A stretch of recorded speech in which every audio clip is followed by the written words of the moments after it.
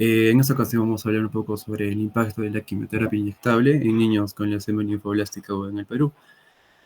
Bueno, en esta posición vamos a buscar un poco más allá de lo clínico y vamos a abordar esa problemática que es tan severa, ¿no?, en nuestro entorno en Perú. Cuando hablamos sobre la leucemia infantil, solemos solamente centrarnos en el diagnóstico temprano que hay o en la efectividad que esta tiene, pero dejamos de lado las consecuencias que se presentan. Y tratamientos como estos dejan graves consecuencias, graves cambios en el desarrollo cognitivo y tanto emocional del niño. En esta presentación vamos a comenzar con una breve descripción acerca sobre la leucemia linfoblástica aguda, para luego presentar los objetivos del trabajo, explicar por qué el tema está particularmente, bueno, es muy relevante en el Perú, y después abordaremos cómo están los términos del diagnóstico, el tratamiento y el seguimiento.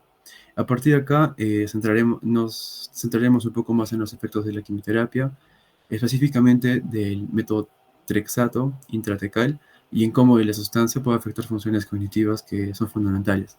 Eh, También vamos a revisar algunas herramientas, ya sean como la tipificación eh, y caracterización, y nos vamos a basar en algunos estudios y evidencias científicas, y finalmente las conclusiones que tenemos en grupo.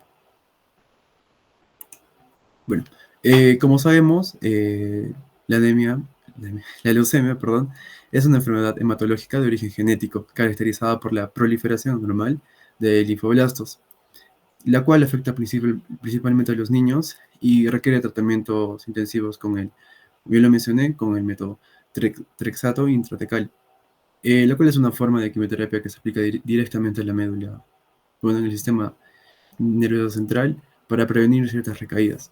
Ahora bien, aunque el tratamiento es más indispensable para salvar a las vidas, no podemos perder de vista las consecuencias o los efectos secundarios que se tienen, especialmente porque comprometen a las funciones cognitivas que son fundamentales, ya sean el aprendizaje, la atención, la memoria y también la velocidad del procesamiento, que como todos sabemos, estas son pues básicas y fundamentales para poder tener un buen desarrollo en el colegio o ya sea en la universidad. En nuestro país la situación se vuelve un poco más preocupante, no solo por la alta incidencia de leucemia, sino también por la falta de estudios locales y también las barreras que está presente, ya que los tratamientos son muy costosos. También hablaremos un poco sobre la evidencia internacional, que nos indica que entre un 20% a 40% de los niños que sobreviven a este tipo de leucemia experimentan algún tipo de dificultad o deterioro cognitivo, lo que significa que es muy probable que en los colegios, en las escuelas del Perú, aunque el niño haya combatido la leucemia, está enfrentando grandes desafíos, con lo cual afecta a su aprendizaje. Desde la medicina se están utilizando diferentes herramientas como la citometría o también la PCR o también flujos citogenéticos para así personalizar o también mejorar los tratamientos, para lo cual es también fundamental promover ciertas evaluaciones neuropsicológicas periódicas, para así poder evaluar cómo están las personas, bueno, sobre todo los niños, y también adaptarnos a las necesidades que ellos tienen, y bueno, si es posible reconstruir la confianza o el ritmo sobre todo el vínculo con el aprendizaje. Dicho esto, doy paso a mi compañero. Ok, gracias, Yadrik. Para tener mucho más en cuenta el tema, tenemos que saber exactamente las características genéticas que presenta la leucemia linfoblástica aguda. Siguiente, por favor. Consideramos unas 5 esenciales, iniciando por la translocación T1221 o gen de fusión ETV6-RONX1. En sí, esta va a ser una función anormal entre los dos genes, que sería el ETV6 y el RONX1, que va a ser causada por un intercambio de material genético entre los cromosomas 12 y 21. Esta fusión va a alterar el control de desarrollo de las células tipo B, que serían los glóbulos blancos, y va a hacerlas proliferar de una forma muy descontrolada. Ahora, siguiendo, tenemos la translocación T922 o gen BCR-ABL1, también conocido como cromosoma Filadelfia. Esta va a ser una alteración donde se logran fusionar los genes BCR del cromosoma 21 y ABL1 del cromosoma 9, creando una proteína que va a ser anormal y va a presentar una actividad cancerígena. Y esta también va a actuar como una señal constante de querer crecer y dividirse, provocando la expansión descontrolada de las células leucémicas. Tenemos también al reordenamiento del gen MLE, L, que ahora es conocido como el KMT2A. En sí, esta va a ser una ruptura y un reordenamiento anormal en este gen, en el cromosoma 11, que va a ser frecuente en bebés menores de un año. Va a causar interferencias en el desarrollo normal de las células sanguíneas y va a provocar una forma muy agresiva de una leucemia. Luego tenemos a la hiperdiploidía, que va a ser el tener más de 50 cromosomas en una sola célula. Al tener muchos más cromosomas, se van a crear ciertos desequilibrios genéticos, causando que esas células sean más vulnerables al tratamiento, que sería la quimioterapia en este caso. Y al contrario de esta, tenemos a la hiplodiploidía también, que sería el tener menos de 44 cromosomas por célula, que al tener menos cromosomas va a hacer que estas células funcionen de forma anormal y se vuelvan mucho más resistentes a la quimioterapia. Siguiente, por favor. Teniendo esto en cuenta, ahora hay que centrarnos en nuestros objetivos de la investigación. Nuestro objetivo general va a ser el querer evaluar el impacto que tiene la quimioterapia inyectable en el desarrollo de la cognición y el desempeño académico de los niños en el Perú que presenten la leucemia linfoblástica aguda. Dentro de este objetivo tenemos otros tres más, que sería primero el identificar los efectos neurocognitivos que tiene la quimioterapia, ya sea en la memoria y en la atención. Luego está el querer analizar cómo esos efectos van a lograr influir en el rendimiento académico de los niños. Y por último, sería revisar la situación que presenta la leucemia linfoblástica aguda en nuestro país, que es el Perú. Ahora le daré el pase a mi compañero Yago. Gracias, Antoinette. ¿Por qué es importante este tema? Empecemos porque la leucemia linfoblástica aguda es el cáncer infantil más común en el Perú.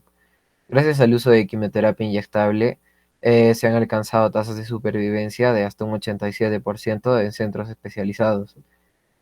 Pero este tratamiento, a pesar de que es muy efectivo, puede generar efectos secundarios a largo plazo, especialmente en el desarrollo cognitivo. El impacto social tenemos que entre el 20% y el 40% de los niños sobrevivientes presenta deterioro cognitivo, lo que afecta directamente su desempeño académico, la adaptación escolar y la calidad de vida no solo del niño, sino también de su familia. Estos déficits pueden afectar habilidades muy importantes como la atención, la memoria y la velocidad de procesamiento, comprometiendo el proceso de aprendizaje. Por eso, muchos de estos niños necesitan apoyo psicopedagógico especializado una vez que superan el tratamiento médico. En el contexto peruano existe una gran escasez de estudios que analicen estos efectos cognitivos y educativos. Esto muestra la urgente necesidad de mostrar, visibilizar el problema, no solo desde un enfoque médico, sino también desde la salud pública y en general la educación. Siguiente, por favor. Estado actual de la leucemia linfoblástica aguda. Como ya lo dije, es el tipo de cáncer más frecuente en la infancia y se muestra mayor incidencia entre los 3 y 5 años de edad. En el Perú no existen registros oficiales detallados, pero se aproxima a una carga similar a países vecinos como Argentina, que reporta cerca de 500 casos nuevos por año. Esta enfermedad afecta principalmente a varones y tiene una distribución geográfica amplia, es decir, que se presenta tanto en zonas rurales como urbanas. El tratamiento en el Perú se basa en protocolos internacionales adaptados como el ALIC-BFM, que han demostrado ser muy eficientes. Estos protocolos aumentan la supervivencia global entre un 52 y 91,7%, dependiendo del riesgo del paciente, el diagnóstico temprano y la adherencia al tratamiento. Este tratamiento implica quimioterapia intensiva por fases, primero la inducción, luego la consolidación, mantenimiento y por último profilaxis del sistema nervioso central, y puede durar de 2 a 3 años con internamientos frecuentes, uso de múltiples fármacos y monitoreos continuos. Pese a los grandes avances en el Perú, existen grandes desafíos como el acceso limitado a centros oncológicos pediátricos, especialmente en las regiones rurales, complicaciones frecuentes como infecciones, toxicidad hepática y desnutrición. También tenemos la ausencia de protocolos sistemáticos de seguimiento neurocognitivo.